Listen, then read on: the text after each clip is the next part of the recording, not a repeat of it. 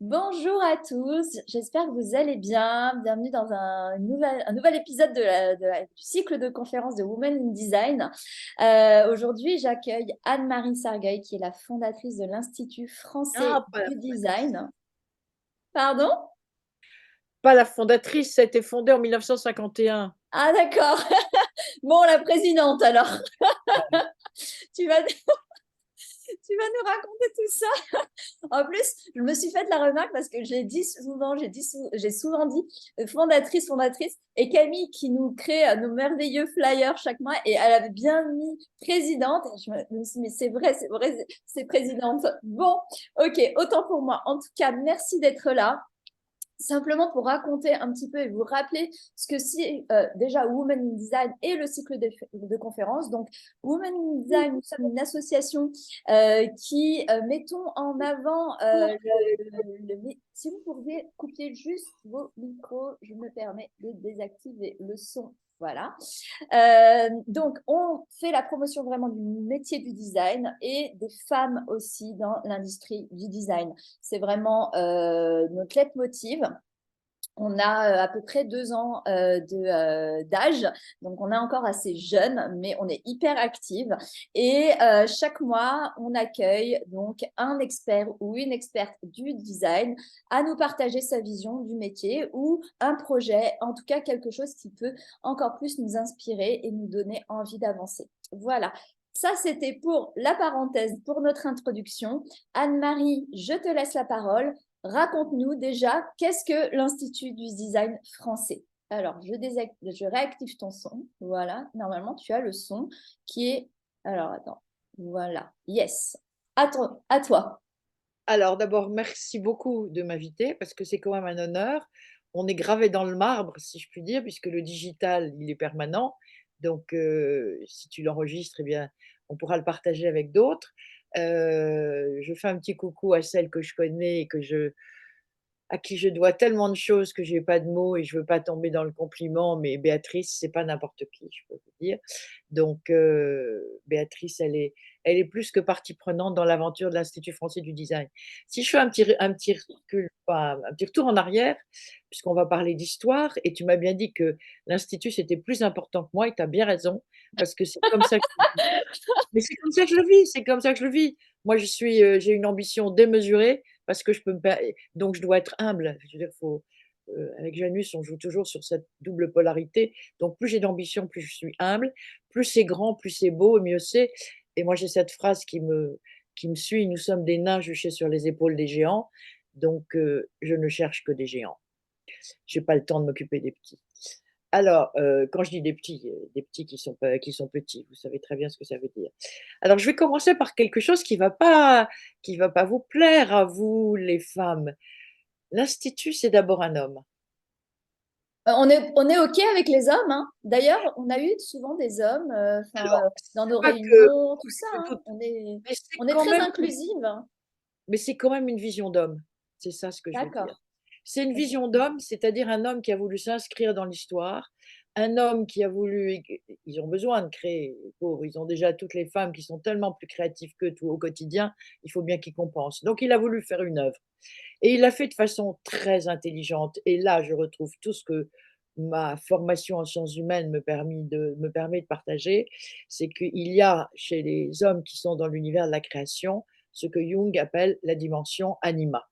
Donc, on n'est pas les parents pauvres de cette histoire, bien évidemment. Et donc entre les 2 guerres, parce que c'est ça le véritable histoire du design dans la tête de Viennot et dans la mienne aujourd'hui, parce que j'ai conscience de gérer un héritage. Il avait, avec un ami italien, organisé des rencontres entre les artistes. Donc, moi j'ai connu un des fils de Viennot, malheureusement pas celui qui était président de la Société Générale, je ferme la parenthèse. Donc, un des fils de Viennot me dit: «Mais moi quand j'étais petit, je connaissais un violoniste qui s'appelait Yehudi Menuhin, un des plus grands violonistes du siècle». Donc c'était ça, les gens qui se rencontraient autour de Viennot et comme tous les artistes, c'était des gens généreux. C'est des gens qui pensaient la société. C'est des gens qui s'intéressaient aux jeunes. C'est des gens qui s'intéressaient à l'art, mais pas l'art de façon, j'allais dire, un peu égoïste comme le chemin, non, un art que l'on pouvait partager ensemble et ils ont organisé donc, un certain nombre de rencontres, d'animations. Viennot a même écrit un livre qui s'appelait La République des arts et dans laquelle il mettait tous les arts, le cirque, le théâtre, et l'esthétique industrielle. Et puis malheureusement en 39, comme beaucoup de ces artistes étaient juifs, il a dû dissoudre l'association et ça a été pour lui un drame. Alors pour rester sur la logique d'intelligence qu'avaient tous ces artistes et cette générosité et cette vision du monde, il s'est dit: «Mais je vais faire quelque chose pour le monde, pour la société, puisque on est après-guerre et qu'après-guerre, il faut reconstruire le monde». Alors il a créé d'abord une grande publication, toi qui es dans le branding, ça t'aurait plu de le rencontrer, qu'il a appelé, Art Présent et qui était un superbe, superbe journal un peu manifeste, toujours reprenant cette idée que les artistes pouvaient changer le monde. Et puis malheureusement, c'est pas parce qu'on fait des choses bien, en termes d'image qu'on gagne sa vie. Alors il a commencé à dessiner des meubles, il avait envie de dessiner et il est allé aux États-Unis vendre ses meubles. Il les a appelés Décoration internationale mobilier. Il avait juste un petit peu le sens de l'acronyme, DIM. Puis il est revenu en France, il a organisé, un certain nombre de départements de création, notamment au printemps. Il a donc connu la distribution et il s'est dit: «Ben, en fond, je sais ce qu'il faut pour, redresser l'économie. Il faut de l'esthétique industrielle» et il a créé ce néologisme avec la volonté non pas de dire: «Je vais mettre de l'esthétique dans l'industrie» parce que ça ressemblerait à de la peinture, mais je vais, apporter tout ce que ces artistes m'ont donné, m'ont fait découvrir et au-delà de tout cela, il s'est posé dès 1952. Après je reviendrai sur les histoires de dates. Vous connaissez pas, je vous inquiétez pas, j'ai une mémoire d'autiste donc bon. En 1952, il a rédigé 13 lois que je pourrais partager avec vous et ces 13 lois, ce qu'elles ont d'intéressant, c'est que dès la première, économie des ressources et des moyens. C'est-à-dire que dès l'origine, il a pensé ce qu'on appellerait aujourd'hui l'éco-design. Et j'ai eu hier au téléphone Jean-Baptiste Puyot qui dirige, le cabinet EVA que peut-être vous connaissez, qui est un type absolument merveilleux. Si vous ne le connaissez pas, il est génial. Il est génial, il est généreux, sa boîte c'est une coopérative, il fait des Quel est son ACV nom? pour la lutte. Vous pouvez. EVA et lui il s'appelle Jean-Baptiste Puyou, Puyou et son cabinet s'appelle EVA et il a travaillé pendant très longtemps à l'ADEME et il a organisé avec nous, au Janus, malheureusement on n'avait pas encore, Béatrice à ce moment-là, ce qu'on appelait la mention éco-design et que l'ADEME a soutenu pendant 5 ans parce qu'il trouvait ça génial. Donc Viennot, dès le départ, en 52, l'esthétique industrielle, elle est au service de l'économie. Moi, je l'écris parfois en un seul mot pour me faire plaisir, pour me donner un peu d'humour en mettant «label» évidemment et en jouant sur le mot. C'est-à-dire l'idée que l'économie, elle n'est pas que du côté de la finance. Aujourd'hui, on parle beaucoup d'impact, mais elle a surtout un besoin, c'est de rendre des comptes. Ah, mais je crois c'est Johanna qui nous rejoint? Non. Johanna est déjà en ligne, elle nous fait part du profil, mais Du profil de continuez, Jean-Baptiste. Anne-Marie, pas de Connaître. souci. Donc, Merci bien. l'origine de l'esthétique industrielle, c'est ce qu'on pourrait aujourd'hui appeler le bon design. Alors ma jeune collaboratrice Iris là qui prend un peu le pas sur ce que j'avais mis quand je disais le design pour la personne, l'entreprise et la cité, elle m'a dit: «Moi, je voudrais même qu'on ajoute l'économie, la cité et le vivant». Donc voilà, mais c'est déjà présent pour nous dès l'origine. J'aime pas l'idée qu'on fait de la pub et de la com et qu'on rajoute des trucs qui sont à la mode. Non, moi je vais beaucoup fouiller dans les racines parce que je pense que c'est elles qui vont porter les branches et qui me permettent, je vous ai dit que j'ai de l'ambition, bon. Donc Viennot crée le néologisme esthétique industriel, le définit avec, ses lois, pense que ce qui compte, c'est aussi d'aller identifier, une nouvelle génération qui va pratiquer ce métier. Il va à l'école des arts appliqués, rue du Petit Thouars et il crée le premier cours de l'esthétique industrielle. Donc quelques professionnels aujourd'hui d'ailleurs, c'est amusant, revendiquent en disant: «J'ai démarré en étant au cours de l'esthétique industrielle». Pour montrer la pérennité quand les idées sont bonnes et qu'on a une vision, aujourd'hui vous connaissez cette école, elle s'appelle l'ENSAMA et elle est rue Olivier de Serres. Donc Ah, excellent. voilà. Et ce D'accord. que et ce que je vais faire, j'ai eu la réponse ce matin, donc vous avez la primeur. Je voulais que l'on célèbre les 70 ans du Janus, non pas le 13 novembre, qui est quand même le jour du Bataclan, je referme la parenthèse, mais surtout, ah mon école, dit Camille, mais surtout, avec une fête et qui soit vraiment dédiée aux 70 ans, du Janus, à l'histoire de finalement ce fameux hommage que j'aime rendre, à nos. Vous nous invitez toutes, bien sûr. Alors je fais une fête, j'ai l'accord. Le de Richard de Vinast, qui est le prof à l'ENSA-AMA. Le directeur de l'ENSA-AMA dit d'accord, donc je fais une fête au mois de janvier, qui est le mois de Janus, January en anglais. Et comme en plus janvier, c'est la fête des rois, je l'appellerai fête des reines quand même, c'est un minimum. Et bien entendu, nous pourrons manger nos galettes des rois et je ferai même comme je faisais pour mes enfants petits, je mettais autant de fèves qu'il y avait d'enfants. Donc, parfois, on en Génial. On a toute hâte et on est toutes des gourmandes. Je suis voilà. sûre qu'on Ça, a par toutes contre, il faudra envie d'une brander, bonne hein. galette. Il faudra brander tout ça et on mettra les étudiants à contribution. Bon. Donc, Viennot, esthétique industrielle, la charte, les jeunes, il commence à écrire, donc il a fondé une publication, et puis il crée un bureau qu'il appelle Techness. On achète avec les yeux. On achète avec les yeux. Il travaillait pour des grues Poquelin, etc. Donc c'est pas, on n'était pas dans la com, cuicui, les petits oiseaux. Hein, vraiment, on achète avec les yeux, mais en fait avec les yeux, avec les mains, avec le cœur, etc. Et il engage un designer qui s'appelle Roger Talon. Pour celles qui ont un peu de culture sur le design, c'est le grand designer industriel. Et puis, ce que j'ai aimé dans cette démarche, c'est le contraire des gens qui disent: «On va fédérer, on va fédérer, on va voilà, on ramène tout dans notre nombril». Non, pas du tout, c'est l'inverse lui là, c'est vraiment la force, qui va vers l'extérieur. Donc on a parlé de l'école, on a parlé de la charte, on a parlé de concept et puis ça suffit pas, il dit: «Moi je vais contacter nos petits amis étrangers».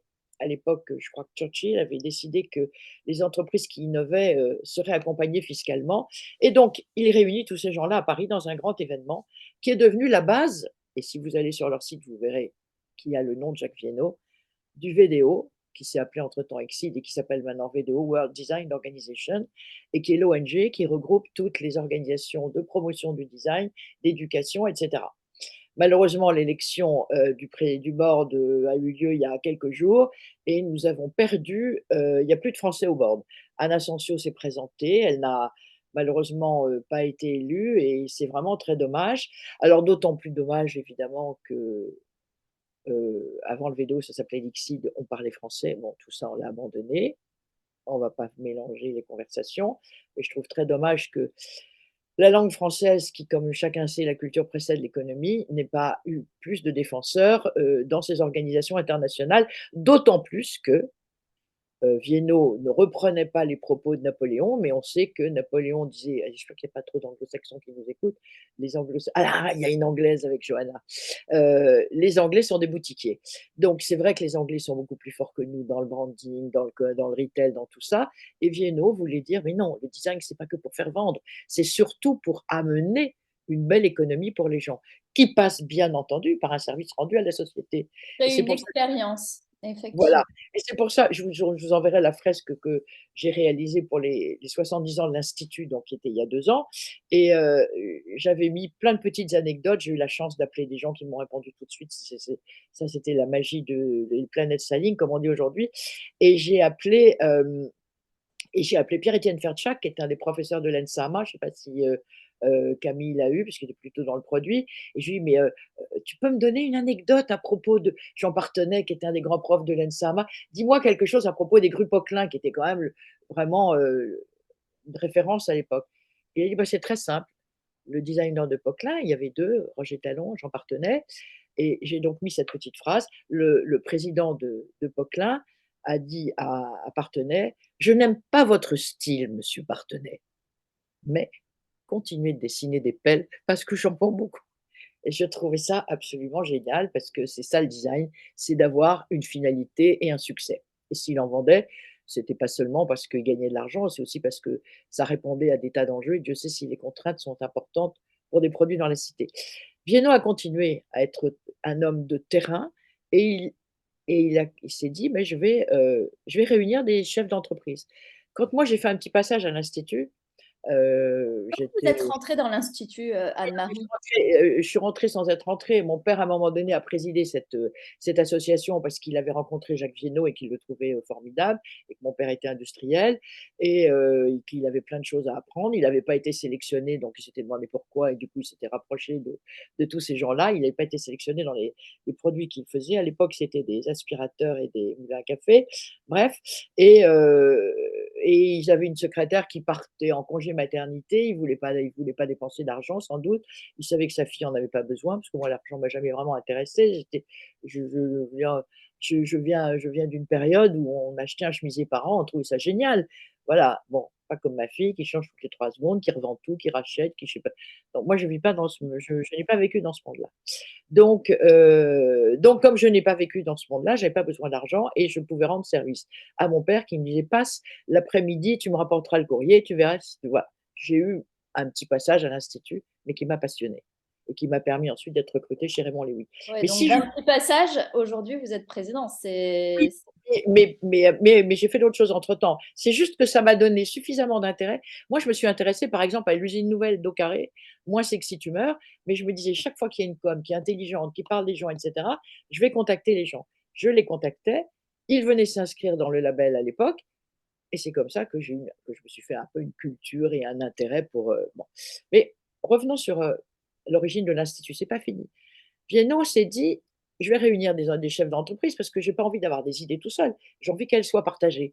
Donc dès le départ, on est dans quelque chose de collectif et ça, c'est important parce que ça va faire partie des valeurs que moi je défends. C'est il faut qu'on transmette le collectif, mais c'est dans l'intelligence collective que naissent les projets. L'intelligence collective, ça veut dire des gens qui ont, à l'époque, il y a pas de marketing, ça c'était top, donc ça veut dire des décideurs, des investisseurs et ensemble, ils décident de s'engager et de on va dire, de mettre des produits sur le marché qui ont, comme, je lisais dans les textes fondateurs, avec la conscience que l'on participe ou pas à la qualité du cadre de vie, ou pas. Alors ou mieux quand c'est mieux et quand c'est mieux et ben, de façon très pragmatique, on va faire ce qu'aujourd'hui on appellerait des best practices, on va les sélectionner et on va les mettre en avant avec des critères. On va réunir des jurys et au fond, ce que je fais aujourd'hui, notamment avec Béatrice et Johanna, c'est la même chose. J'ai absolument rien inventé, puisque on continue de réunir des jurys, non pas pour décerner des prix, mais pour rencontrer les gens, pour les écouter de façon bienveillante, leur donner des remarques. J'ai vu, tout ce que Béatrice a ajouté. Le jury aurait apprécié, les jurys ont souligné que voilà. Donc dans ce débat dit contradictoire, il y a un retour d'information qui est extrêmement précieux. Toujours dans le début de cette histoire, on est là en 53, le ministre du commerce de l'époque, Raymond Boidet, pour vous dire que c'est tout à fait précis, contacte, Viennot et lui dit: «Bah, écoutez, ce que vous faites, c'est formidable, votre label là, votre sélection que vous appelez Beauté France, on va en faire un label» et le 13 novembre 1953, il y a donc la création de ce par arrêté ministériel, de ce label qui s'appelle Beauté France et puis les années passent, donc là, je vais aller un peu plus vite et hem et l'institut décide qui s'appelle Institut d'esthétique industrielle, d'appeler le label Beauté Industrie. Il y avait vraiment une affirmation très nette qu'il fallait, s'ancrer dans l'histoire de l'industrie. Sauf qu'à l'époque, on ne parle pas de publicité, de bon, donc ça reste quand même très connu dans l'industrie, mais il faut reconnaître que c'était dans l'industrie. Enfin, à l'époque, on ne bougeait pas autant d'une entreprise à l'autre et moi, ça m'est arrivé, je me souviens, j'aime bien visiter les usines, je suis allée chez Campa il n'y a pas très longtemps, là, du groupe, Muller et je vois en levant la tête, le type me dit: «Mais regardez là-haut». Je dis: «Ah, vous avez raison, il y a un diplôme, beauté industrie». Donc les gens affichaient le diplôme, mais il n'y avait pas toute cette démarche de communication dont on a évidemment fortement besoin aujourd'hui. Et puis, je passe encore quelques années, on est dans les années 72 et mon père qui était proche donc de ces gens-là, se fait élire à l'institut. Il a pas voulu rester très longtemps parce qu'il a dit: «Ce qui compte, c'est de passer la main», donc il est resté que 4 ans.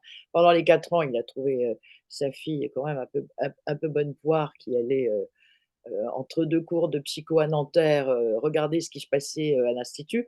J'étais pas du tout malheureuse de faire ça parce qu'il y avait des étudiants d'HEC qui passaient l'après-midi. Oh ben, moi je m'étais dit: «La vie de bureau, c'est quand même pas épouvantable». Bon. Donc j'ai évidemment appris plein de choses que je suis très, très, très curieuse. Très curieuse avec beaucoup de mémoire. Donc je capte évidemment, tout ce que j'entends, tout puis j'étais complètement autodidacte. Moi j'ai dans à Nanterre, en psycho, j'apprenais évidemment, mais même pas le quart, la seule chose si quand même, je vais pour te dire quelque chose d'intelligent, il y a un lien entre l'étude des sciences humaines et le monde du design. Vous êtes des sociologues du quotidien. vous regardez les usages, vous regardez comment les gens vivent. Je vais même dire, vous souffrez avec nous. Un designer, c'est quelqu'un qui est pas content au début, il est en colère. C'est pas qu'il bah, les gens me disent: «C'est des égos». Ils ont pas du tout d'ego, beaucoup moins que la plupart d'autres professions. Simplement, ils sont en colère parce qu'ils trouvent ça moche, parce qu'ils trouvent ça encombrant, parce qu'ils en pourraient faire autrement.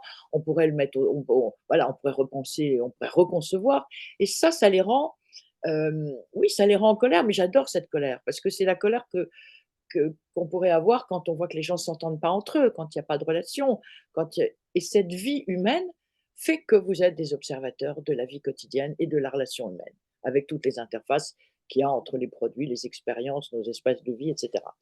Donc c'était évidemment, ça avait rien à voir la vie du monde étudiant et ce que je voyais, dans les réunions de jury de l'Institut, d'esthétique industrielle, mais dans ma petite tête quand même, il y avait des choses qui se relayaient. Et puis comme ça m'intéressait, que j'étais curieuse, bah, j'écrivais, je contactais les gens, enfin je faisais ce que je voulais parce que de toute façon, j'avais personne pour me diriger. Alors, ça c'est merveilleux d'être indépendant, hein. Donc, quelque temps plus tard, je suis contactée par le directeur de l'agence de Raymond Lévy, qui s'appelait la Compagnie de l'esthétique industrielle. Alors évidemment, si vous ne savez pas ce que c'est que Raymond Lévy, j'ai l'air idiote, mais enfin il est quand même un Français qui a fait la une du Time et à qui l'on prête. Un peu publicitaire très connu, hein. Alors pas publicitaire, même s'il a, avec beaucoup d'astuces, su utiliser son nom un peu comme une marque. Mais enfin, c'est surtout, le Français qui a travaillé pour, l'aménagement de Skylab Apollo, qui a eu la plus grande agence de design aux États-Unis pendant des années et qui était alors effectivement un personnage un peu à la Frenchy, je vous raconterai un jour ma vie privée parce que c'est difficile d'évoquer ça comme ça, mais je l'ai rencontré dans des conditions quand même qui montrent qu'il savait exploiter ce que c'était qu'un Français à la mode.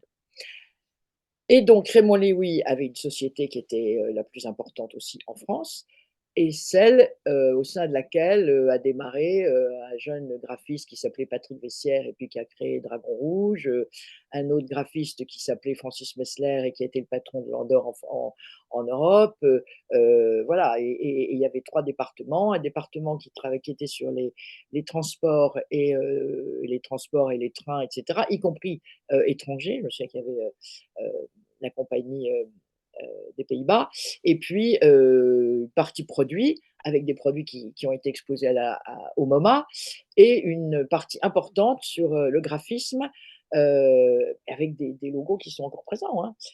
Incroyable la vision de ces gens-là.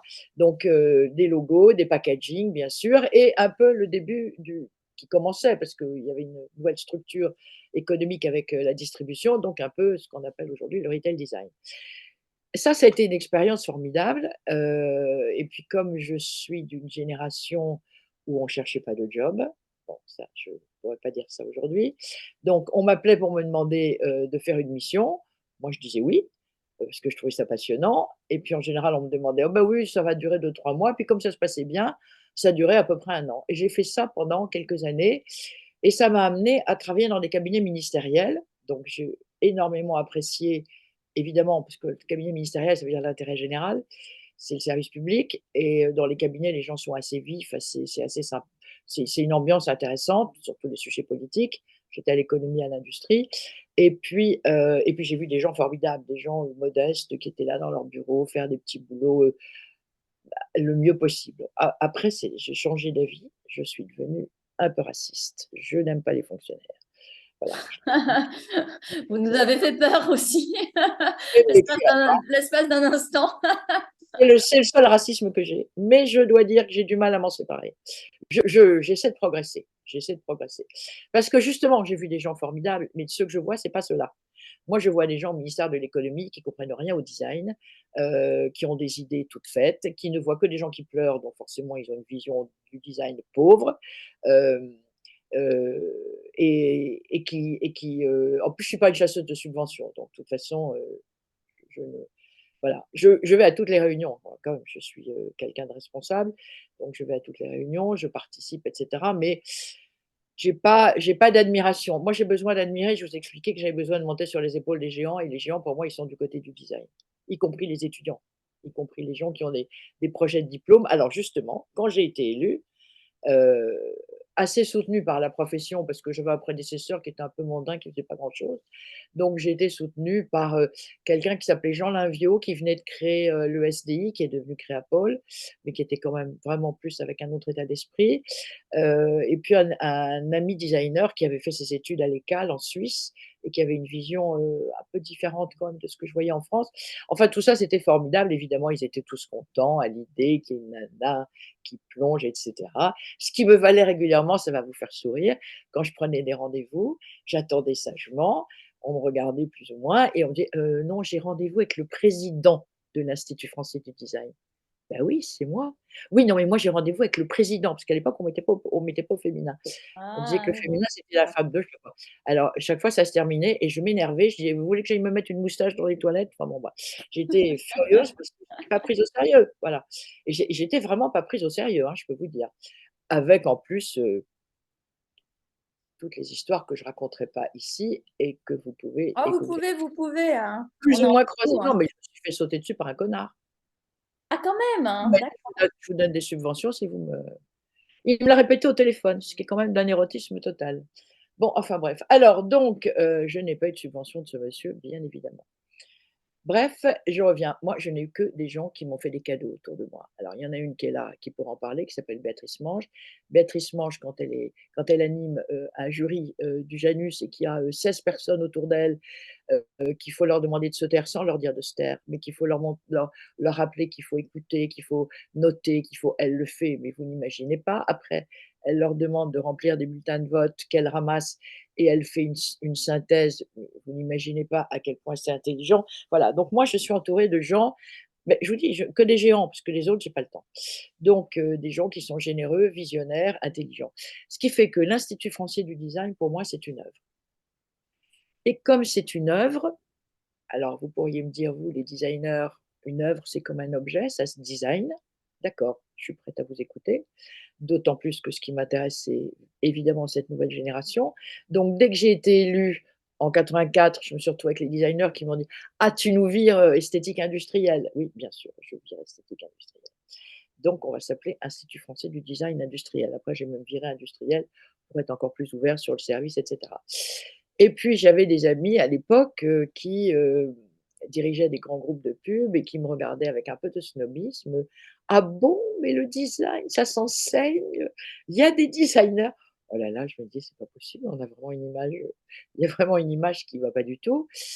Et j'ai eu l'idée, grâce à cet ami, bon, c'est pas moi qui ai eu l'idée, je vous dis toujours des géants, cet ami designer qui était, lui visionnaire, il m'a dit: «Bah, écoute, plutôt que d'envoyer la liste des écoles dans la presse, qui est quand même une très mauvaise idée, qui était la mienne, on va faire autre chose.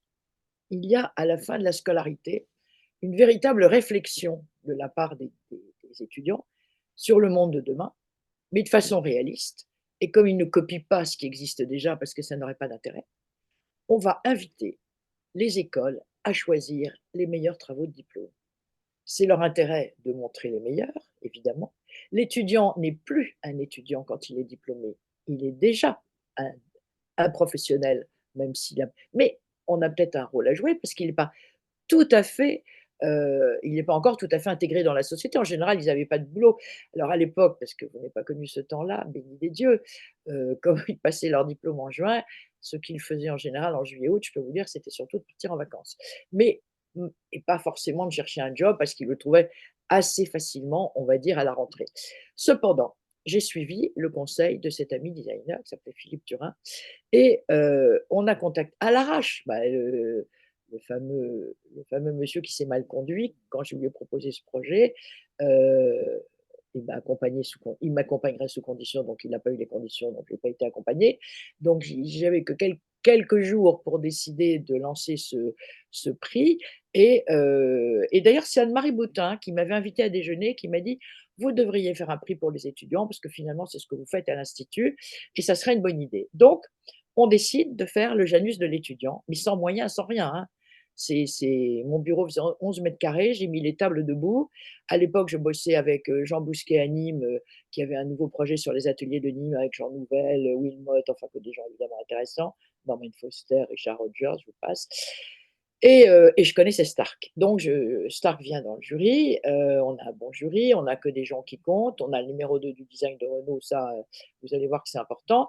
Je mets les étudiants dans le couloir, parce que moi je sais travailler dans la frugalité. Alors là, s'il y a des jeux olympiques, du handicap, des moyens de travail, je pense que j'aurai la médaille d'or. Parce que franchement, avoir lancé ce concours avec autant de prestige, sans argent, il fallait quand même avoir de la conviction. Les étudiants passent dans le couloir, mais évidemment, les étudiants qui sont là sont que des bons. Parce que les écoles nous ont envoyé les meilleurs, c'était des projets intelligents, tout était intelligent. Les jurés échangeaient entre eux, c'était encore plus intelligent. Et du coup, mon pote là, que j'avais connu chez Raymond Lévy, qui était numéro 2 du design de Renault, Jean-Paul Manceau, m'appelle le lendemain pour me dire: «Mais dis donc, ton truc, il est tellement génial. On est d'accord pour que la fille là, qui est lauréate, Anne Vercruis, elle veut aller aux États-Unis, on lui paye sa formation. Et puis, on va la recruter après et puis voilà, et cetera». Et quand elle a reçu la Légion d'honneur, il y a quelques années, Anne Asensio a dit: «Sans le Janus de l'étudiant, je n'aurais fait ni un métier réservé aux hommes, ni une carrière internationale». Et ça, on a pu le faire grâce à ce petit concours que j'ai lancé en 3 secondes avec les moyens du bord, c'est-à-dire sans moyens, mais avec que des gens intelligents, plein de bonne volonté, commençons par eux, par les étudiants qui avaient un regard sur le monde qui permettait de proposer des projets qui étaient pertinents, un jury capable de choisir sans tomber dans le piège de la fausse bonne maquette, parce que je ne vous raconte pas à quoi ressemblaient les maquettes, vous pouvez vous en douter, mais capable de voir ce qui est pertinent et ce qui est vraiment visionnaire, et le fameux talent émergent. Et puis surtout le soutien qu'on a pu avoir pour que Anne parte, chez General Motors et revienne ensuite chez Renault. Aujourd'hui, comme vous savez, elle est vice-présidente de Dassault Systèmes. Donc, l'intérêt de ce que je vous dis là, c'est que, en fait, quand on est dans le collectif, on peut faire des choses magiques. Parce que évidemment, il y a une phrase qu'il faut jamais me dire, c'est: «Tu as pas les moyens de le faire». Mais non, parce que ça, c'est justement ce qui me donne envie de le faire. C'est pas les moyens qui m'ont aidée. La preuve, c'est que je n'en avais pas. Je vous dis, les tables étaient debout, mon bureau faisait 11 mètres carrés. Il y avait juste la place pour C'est asseoir très les fort ce jurés. que vous dites, c'est hyper fort en fait. Mais c'est ce qui fait que je tiens. Ah mais C'est en ah, termes je de mindset, c'est hyper puissant en fait, parce que vous donniez pas d'excuses. ah non, mais non, Et ça, c'est vachement bien. j'ai l'image du radeau et le radeau, il coule pas dans la tempête. Alors, j'ai une autre image parce que là, je vais quand même être plus réaliste. Je sais qu'on a des pépites dans la main, mais j'ai aussi conscience, et surtout que je suis en face de professionnels, les gens achètent pas des pépites. Béatrice Mange, elle achète des pépites dans ma main. Johanna, elle achète des pépites dans ma main. Mais les gens, ils achètent des pépites montées, brandées, place Vendôme. Donc tant qu'on n'est pas place Vendôme, on a un déficit économique qui est très lourd et qui fait qu'il faut tout le temps recommencer. Vous savez, c'est comme le jeu de loi, vous repartez à la case départ et vous revenez en arrière, et cetera. Et c'est la grande difficulté. Et moi, aujourd'hui, ce qui me vous voyez bien que je ne suis pas de votre génération, ce qui me motive aujourd'hui le plus, c'est d'installer quelque chose qui fait que dans la transmission, il va y avoir une pérennité. Toujours sur le modèle de l'institut, c'est-à-dire l'intelligence collective qui passe par le noyau humain. Là, j'ai eu une réunion il y a 2 jours, j'étais absolument impressionnée parce que alors c'était sympathique parce que quelques-uns étaient venus au Janus de l'étudiant, alors ils ajoutaient: «Bah, je suis là avec ce que tu m'as donné il y a 20 ans, je te dois bien ça». Peu importe la phrase, elle est courte, elle est mal dite, mais elle est géniale parce qu'en l'occurrence, c'est Mathieu Boimard qui entre-temps était chez General Motors, directeur du design chez Decathlon, chez Salomon, et cetera. Tous disent la même chose. Alors j'ouvre plein de parenthèses, mais je sais que vous suivez, les femmes ont fait plein de trucs à la fois en même temps. Lui, Mathieu dit: «On a un vrai problème avec le mot design. On a un problème sémantique. Il faut faire attention parce que finalement, nos investisseurs, si on leur raconte trop ce que c'est que le design, on va tomber dans un discours de garagiste, on va finir par faire des choses qui vont les ennuyer. La Mmh. seule chose qui compte, c'est le résultat». Et il dit, oui, voilà. Et il disait, mais au fond, aux États-Unis, il n'y a qu'un seul design qui compte, c'est le design industriel, il n'y a pas le design d'édition. Nous, en France, et il a dit, en France, le design d'édition, il est sur la bande passante, quoi. Et l'argent, il est mis là. Les médias, ils sont mis là. C'est bien plus sexy d'aller interviewer un designer qui fait des canapés qu'on peut raconter, plutôt que d'aller voir Thalès qui a travaillé pour les interfaces dans la police. Sauf que la fille de Thalès, qui s'appelle Claire Tréfou, que vous avez intérêt à coopter, elle est tellement géniale. bon, elle a juste fait quand même boule, l'ENSI et le SCP. Elle est tellement géniale qu'elle est arrivée à elle est venue au Janus. Est-ce que tu J'espère que Johanna était là, Béatrice, je pense, était là. Quand elle est venue au Janus, ses amis, ses petits collaborateurs, tous polytechniciens, lui ont dit: «Mais enfin, qu'est-ce que tu vas faire pour aller chercher un prix de design? Nous, on en donne des prix de design en interne, hein, on donne des prix, tu as qu'à venir dans». Elle a dit: «Non, je vais rencontrer des gens à l'extérieur». Oui, elle était là, voilà. «À l'extérieur de Thalès et je vais présenter notre démarche». Et elle a présenté sa démarche en répondant à ce que le jury apprécie, qui sont les 5 E. Bon, on va dire que c'est entre guillemets «un tout petit apport que j'ai fait à l'Institut», mais je trouve que ça parle bien aux gens. À l'époque, j'avais un fils qui était en train d'apprendre par cœur une, une poésie sur Pérec. Donc Pérec, la Anne-Marie, disparition. pardon, est-ce que vous pourriez redire son nom, s'il vous plaît? Georges Perec, Georges Perec, c'est ça? Perec. Mais Georges Perec a écrit, non, mais ce que je fais, c'est que des petites parenthèses, vous allez les oublier. Georges Perec a écrit un livre qui s'appelle «La disparition», il n'y a pas de E dans ce livre. Et ça m'a toujours, pour moi, c'est du design. Je veux dire, c'est comment on peut aller aussi loin dans la poésie Et pour pouvoir celui de la fille, comment? Excusez-moi, je vous coupe. C'est très Claire Tréfou, c'est ça? écrire très fou, T-R-E-F-O-U-X. Donc, j'ai proposé au jury, il y a un certain nombre d'années, de, je voulais remettre, je vous rouvre encore des parenthèses, mais vous inquiétez pas, vous allez faire des synthèses.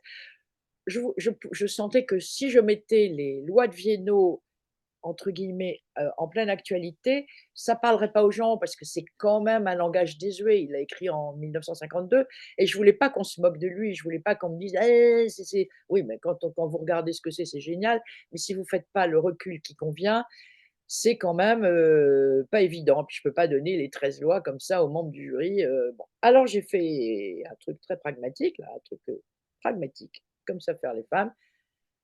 Et puis donc j'ai fait une petite synthèse quand même dans ma tête et je me suis dit: «Mais le design, c'est de l'économie, E. Le design, c'est l'interface homme-machine, E. Le design, c'est l'esthétique au sens grec, je ressens, je perçois, esthétique, c'est un E.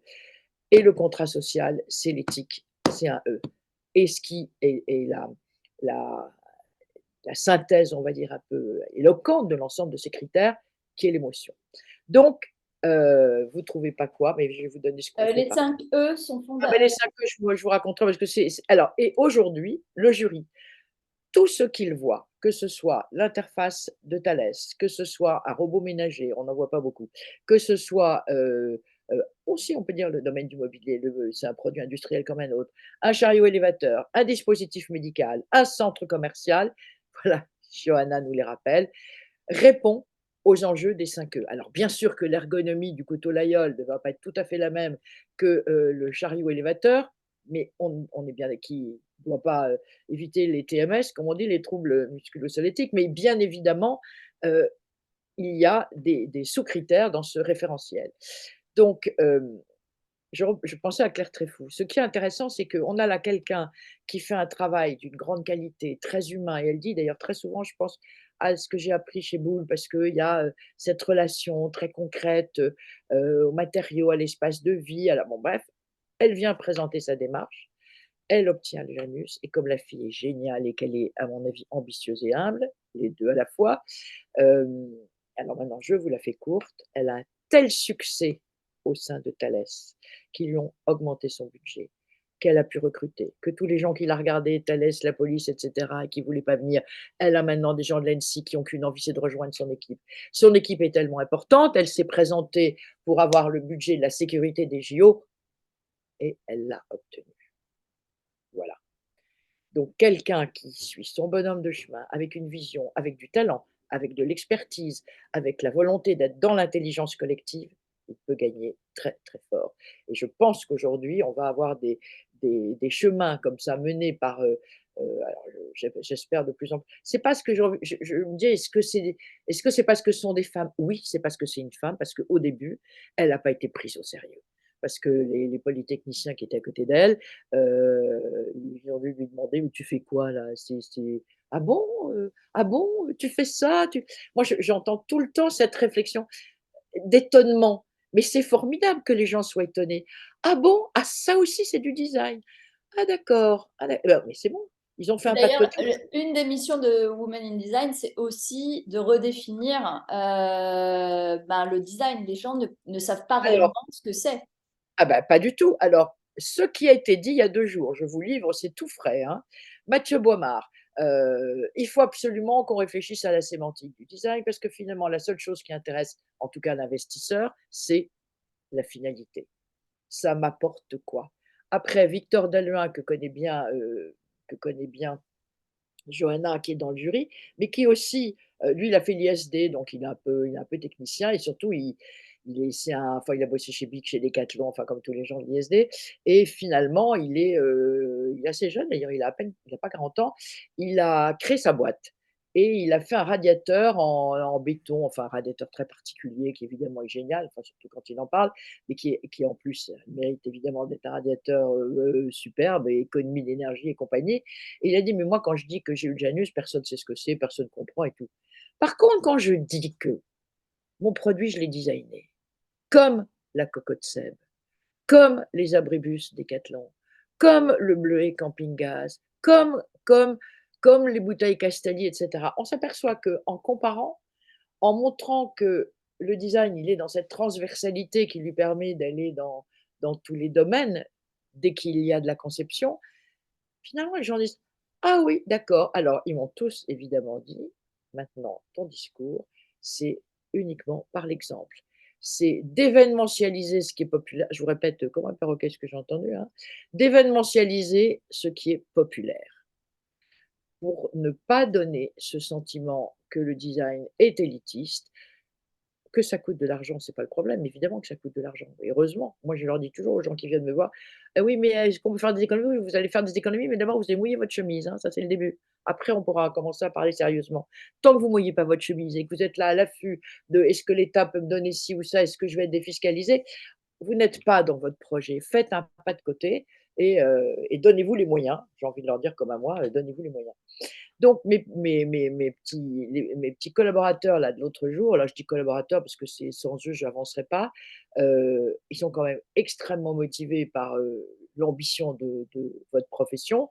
Mais je peux vous dire qu'ils ont tout à fait conscience que le le problème sémantique du design est entier. Je ne sais pas si Johanna, enfin, Béatrice, oui ça je sais, était là quand il y avait Maximum. Maximum, c'est un groupe de designers que vous connaissez peut-être. Ils ont beaucoup d'entre eux, je crois, ont fait l'ANSSI. Ils se sont rendus compte qu'il y avait des déchets, mais colossaux, dans les produits du bâtiment. Alors maintenant, on a beau dire: «Oui, il faut que tout soit recyclé», oui, d'accord, d'accord. Mais eux, ils ont réfléchi en designer. Nous ont donné, comme exemple l'autre jour au Janus, ils sont venus avec des portes de chez Knauf. Knauf, c'est une société allemande qui fait des portes, dans les bâtiments et qui évidemment, quand ils les remplacent, ben, ils les jettent, ils les ont récupérées et ils ont décidé de faire des produits et ils ont fait, en l'occurrence, comme produit propre, ils ont fait des gammes de bureaux. Mais pour pas être dans la logique inintelligente d'un nouveau produit qui serait arrivé sur le marché et qui serait obsolète en très peu de temps, ils ont réfléchi justement sur j'aime bien, c'est un designer qui m'a appris ça, éviter l'obsolescence esthétique. L'obsolescence esthétique, c'est faire quelque chose qui est à la mode et qui Oui. forcément, bah, puisque c'est à la mode, bah, elle sera plus à la mode. Donc ils nous ont proposé des bureaux qui étaient des bureaux professionnels naturellement. Il y a toujours un ou 2 membres du jury pour dire: «Et pourquoi je ne peux pas avoir ça chez moi?» parce qu'à l'évidence, c'était tellement élégant et sobre qu'on a compris l'intemporalité du produit. Il faut fermer la fenêtre, Lucie. Elle est en train de s'enrhumer sous notre nez. J'étais Voilà, malade il y a 2 semaines déjà. alors ça me fait penser à quelque chose que je dis quelquefois, toujours pareil quand les gens nous comparent à la com, qui est pour moi une insulte suprême parce que je n'aime pas je dis que je n'aimais pas les fonctionnaires, mais il y a encore une deuxième groupe de personnes avec qui j'ai un peu de mal, c'est les gens de la publicité. On en a complètement besoin, ils ont un esprit de communication qui est 10 fois supérieur au nôtre, il y a pas mais j'aime pas la pub parce qu'elle me ment. Voilà. Mes cheveux, ne repoussent pas, mes boutons ne s'en vont pas et mes bourrelets non plus. Donc la pub ment. Le design ne ment pas. Le design, il réussit 3 rendez-vous. Le premier indispensable, c'est l'attractivité. S'il y a pas la séduction, ça marchera pas. Il y aura pas le rendez-vous et là, la pub est meilleure, hein. Pas photo, ça c'est le cas de le dire. Donc il faut réussir le premier rendez-vous.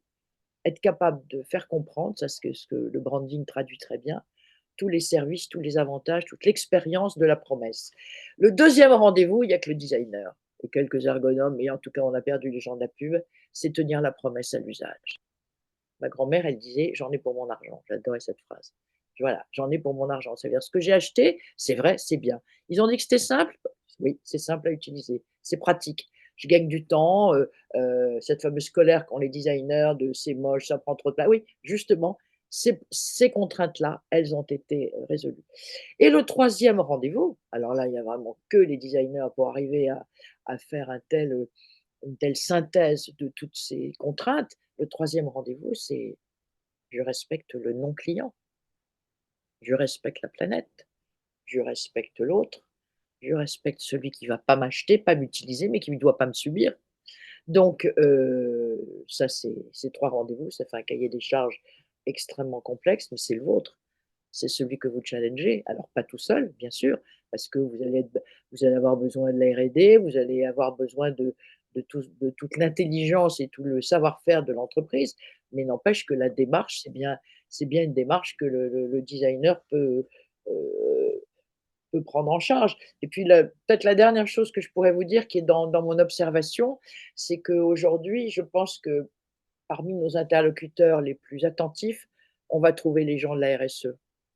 Ce que moi j'ai connu quand j'ai démarré dans le design, qui était l'intérêt qu'il y avait à relier, les RH et le design, et bien là, je dirais que maintenant il y a la RSE. Parce que la RSE, elle se préoccupe évidemment, des collaborateurs d'une entreprise, elle se préoccupe de tous les sujets, qui sont liés, au développement durable, à la réindustrialisation, la réparabilité, l'inclusivité et cetera. Et donc l'ami de la RSE, le bras armé, qui est une horrible expression, c'est le designer. C'est le design au sens, voilà, de cette démarche collective et intelligente. Voilà, bon, je pense que j'ai dû vous saouler de tout ce Non, que tu je vous nous ai as pas saoulé du tout, Anne-Marie. Vous nous avez pas saoulé. Bah, ça y est, moi-même, je me lâche. Je vous tutoie parce que je oui, tutoie tout mais le ah monde. bah, oui, on est dans une communauté où on a intérêt à se tutoyer. Non, mais Voilà. simplement comme en ce moment, j'ai un sujet un peu lourd, donc ça me donne pas une voix très tonique, alors que d'habitude, je m'entends dire: «Ah bah, oui, vous avez une énergie formidable». Bah, là, je suis pas sûre que je vous ai transmis mon énergie ou mon optimisme, mais Ben pourtant, non, je sais pas. Moi, voilà, j'ai beaucoup aimé vos partages. bah, voilà. J'adore votre personnalité. J'adore la manière dont vous nous avez raconté l'histoire de cet institut qui a quand même plusieurs décennies derrière et dont vous êtes bien la présidente et non pas la fondatrice. Je reviens. En Donc, plus, merci pour votre authenticité, merci pour votre franchise. Voilà, votre côté sans filtre, c'est important. Je pense que voilà, c'est ça qui inspire en fait, parce que vous vous autorisez à nous raconter des choses qu'on n'aurait peut-être pas su via Wikipédia ou quoi, et ça, c'est intéressant. Donc, merci beaucoup pour votre générosité. Est-ce qu'il y aurait des questions à poser à Anne-Marie? C'est le moment parce qu'on est à peu près à moins de 10 minutes de la fin de notre conférence. Euh, des questions Oui, concernant moi j'avais une l'Institut, question. concernant le Janus, peu importe. Oui, Camille, vas-y. Oui, merci beaucoup Anne-Marie pour cette intervention. C'était hyper intéressant, c'était passionnant, j'ai pris plein de notes. Ton point de vue est super intéressant. Moi j'avais une question. De quelle façon est-ce qu'on peut participer, est-ce qu'on peut collaborer, est-ce qu'on peut aider l'Institut français du design? Yes, comment on peut aider? Béatrice, tu pourrais répondre à ma place? Ah, alors, attends, je reviens vers vous. Voilà, j'y suis. Comment aider? Ben, je pense que il y a plusieurs façons d'aider Anne-Marie, même si elle fait tout. C'était une femme formidable. Je me demande, c'est la question, comment tu fais pour tenir? Mais comment aider?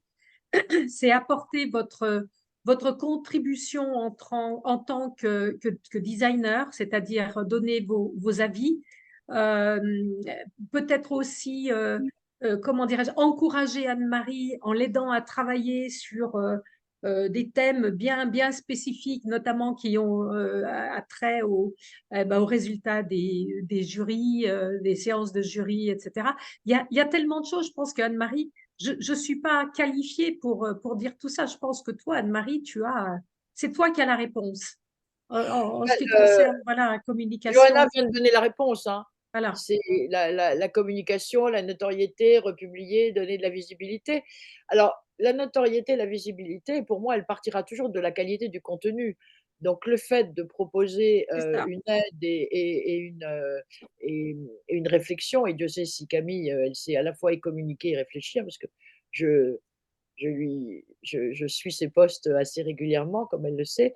Oui, je pense que donner du contenu. Alors, je vais pas vous organiser des réunions, vous le faites déjà tellement bien avec, Women in Design, mais comment on pourrait, bah, déjà, on va faire une fête au mois de janvier. Alors déjà, ça, c'est bien. Et On ça, aura au on moins l'a bien noté, hein. Vous voilà. inquiétez pas, Alors, on je vais attend je juste vais, le Bristol. oui, mais tu sais que tu as eu la formation? Elle a 1 heure, hein. Ah, mais c'est incroyable. Ben Parce que voilà. quand je l'ai proposé, je me suis dit: «Mais je veux pas le faire, donc le 13 novembre». Alors, et puis de toute façon, c'est pas un anniversaire comme quand on a 3 ans, 4 ans, 5 ans. 70 ans, c'est autre chose. Donc ce qui compte, c'est pas les 70 ans. Ce qui compte, c'est la 8e décennie. Moi, j'ai rencontré un jour un type formidable qui a inventé l'imprimante 3D, un vrai scientifique avec son petit nœud papillon. Je crois que l'interview, j'ai dû la mettre sur YouTube, enfin bref, qui est à Nancy, et type très sympa. Tout le monde lui a dit: «Mais arrête ton truc, ça marchera jamais, ça intéressera personne, imprimante 3D, mais on s'en fout». Bon, vous connaissez la suite, naturellement, sauf que c'est la France a perdu la primeur de cette, invention, et ce monsieur que j'ai interviewé, il m'a beaucoup fait rire parce qu'il était vraiment très intelligent, et il a dit: «Mais vous n'avez qu'une seule question à vous poser, une seule. Dans quelle société j'ai envie de vivre?» Et quand on se pose cette question, on est porté sur ce que moi j'appelle, donc pour le Janus, la 8e décennie. C'est pas les 70 ans, oui, on va raconter, on essaiera de trouver des objets et cetera, c'est sympa. Régine Charvet-Pelleau l'a fait, je suis à la Tour il y a 2 ans, là, elle avait mis la déesse, tout ça, c'est très sympa. Et moi, ce qui m'intéresse, c'est quoi la 8e décennie? C'est quoi ce qu'on doit mettre dans la tête des jeunes? Jocelyn Noblet, 89 ans, pour vous dire que j'écoute des gens, qui ont de l'expérience, il me dit: «Tout ton travail consiste à accompagner la nouvelle génération à concevoir un monde habitable pour 10 milliards de personnes». C'est ça, dans quelle société on veut vivre. Qu'est-ce qu'on va faire avec? Avec la nouvelle génération, qu'est-ce qu'on veut faire avec le design? Donc je vais communiquer sur la 8e décennie. Ah bah, déjà, il y a quelque chose que vous pouvez faire, surtout Camille. J'ai demandé aux Ah, designers que je no connaissais, go. et tous les autres, et j'ai demandé aussi à Béatrice qui est en train de le Oui, faire: je sais. «Dessinez-moi non, dessinez un Janus, Qu'est-ce mais qu'on pas un logo». Je suis pas débile, hein, pour, obliger, faire un truc gratos et tout, non. Dessine alors, et j'ai écrit dessin avec un E entre parenthèses. J'ai rien compris, excusez-moi. Est-ce que vous pourriez refaire? Alors je Le recommence. but, Dessine-moi un Janus, et j'ai écrit dessine-moi avec un E, j'ai écrit D-E-S-S entre parenthèses E-I-N-E. En fait, oui, c'est Ah, d'accord. oui, Dessine-moi avec le E comme le copyright, un petit peu entre parenthèses. Entre parenthèses, non, comme un ça veut dessin, dire en gros que le but. le Janus, c'est un dessin de société, D-E-2-S-E-I-N, C'est un et c'est prix, un le Janus. Donc, oui, mais on s'en fout. Tiens, tu vois? Je vais vous montrer parce que du coup, on peut le voir. Talon, il avait, vous le voyez? Ça se voit pas, hein. Talon, il avait dessiné le Beauté France comme ça, BF, oui, inversé, et c'est comme ça que Roger Excoffon, en 72, lui, il a vu la dualité, et comme c'est un homme cultivé qui connaissait la symbolique Janus, et cetera, il a fait une tête de Janus que moi j'ai rendu plus enfin que à qui j'ai demandé au designer de la rendre plus figurative. Ce que je trouve intéressant, c'est que vous disiez quelle est ce que cette symbolique porte pour vous en termes de dualité. Alors il y en a beaucoup qui sont partis sur le masculin et le féminin, je vous dis tout de suite, puis d'autres un peu différemment, et puis un petit texte de 500 signes. Voilà, et on va faire une exposition de ces dessins. c'est trop bien. Et vous en avez besoin pour quand? Et ben, finalement, quand j'aurai la date, au mois de janvier, ça vous donne un peu du temps jusqu'à fin décembre. Donc, un dessin et un texte, c'est ça? Et 500, oui, un tout petit texte, parce que les designers sont des gens qui pensent. du Janus. Et en termes de réalisation, il faut vraiment un Alors, dessin, on demande en termes de traitement, vraiment quelque chose alors, de je beaucoup au demandais, crayon. alors, je demandais, mais j'ose à peine demander un A3 et format digital pour que ça soit plus facile. Là, je suis en train de regarder en face de moi. Naturellement, il y en a qui n'ont pas fait ça, parce que les designers, c'est rare qu'ils fassent exactement ce qu'on attend qu'ils fassent. Donc, il y en a qui m'ont envoyé un bout de sculpture, il y en a un autre, un cadre qui est immense, il y en a un autre qui l'a fait en dessin, qui est juste sublime. Mais c'est pas grave, on va faire une expo, donc on peut se permettre d'avoir des libertés, mais le plus simple pour vous, parce que j'ai quand même conscience que vous avez beaucoup de choses, que ça va vous allez vous poser des questions et je veux pas non plus vous embêter.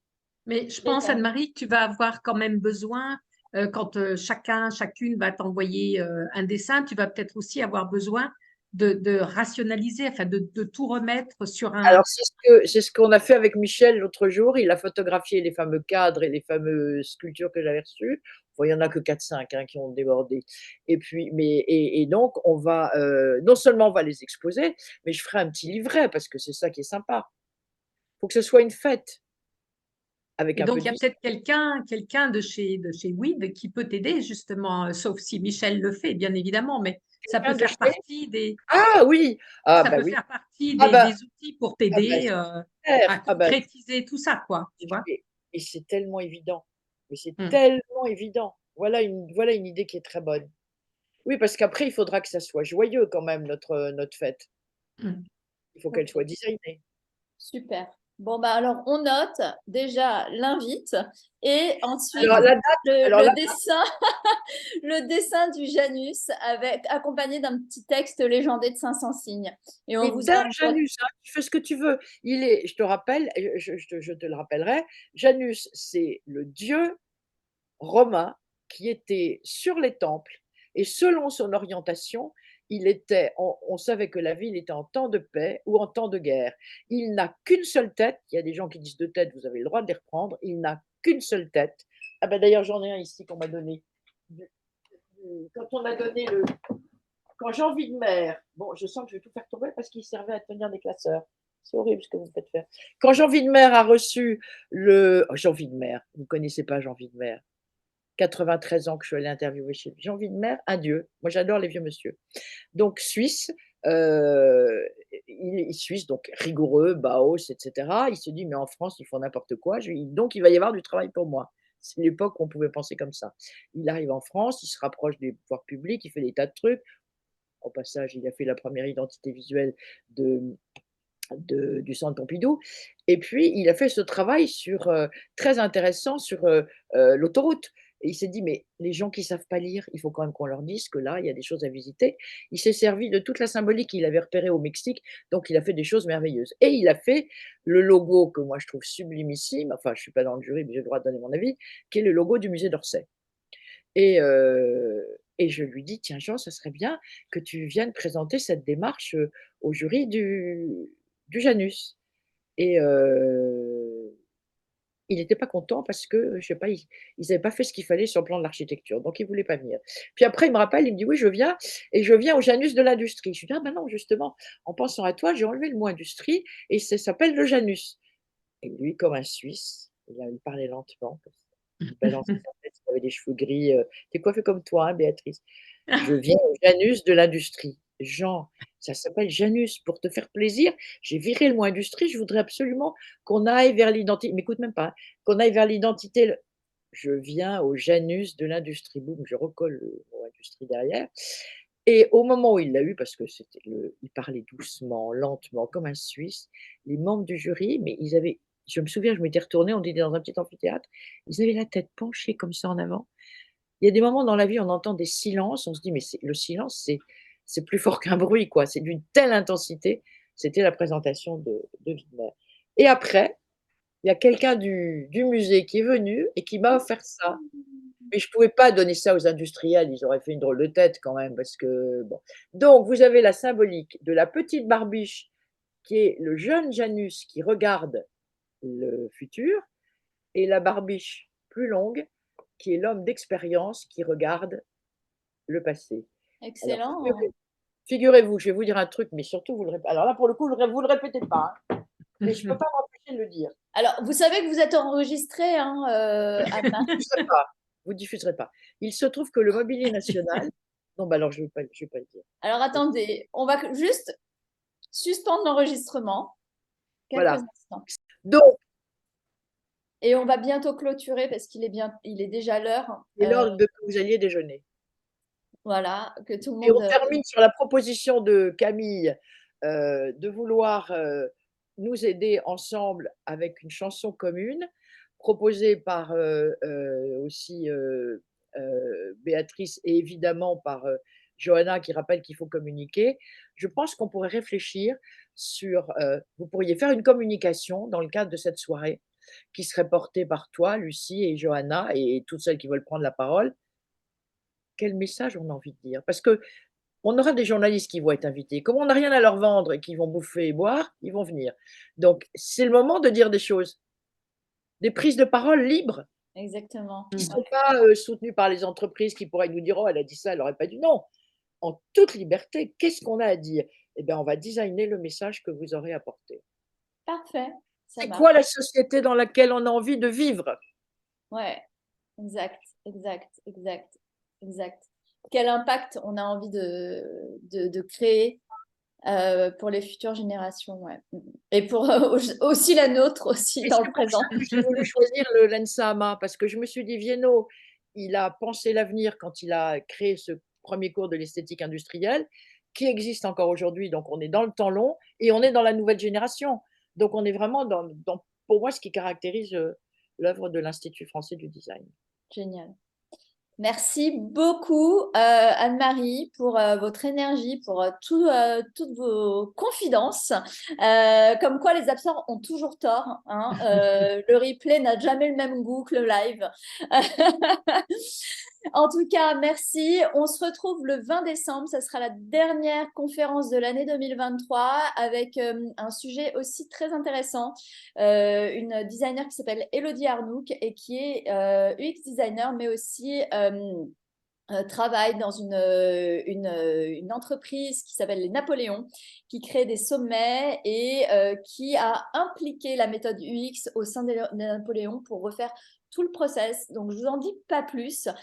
Comment impliquer le process UX à une entreprise pour que ce soit plus fluide et c'est ce qu'on verra le 20 décembre.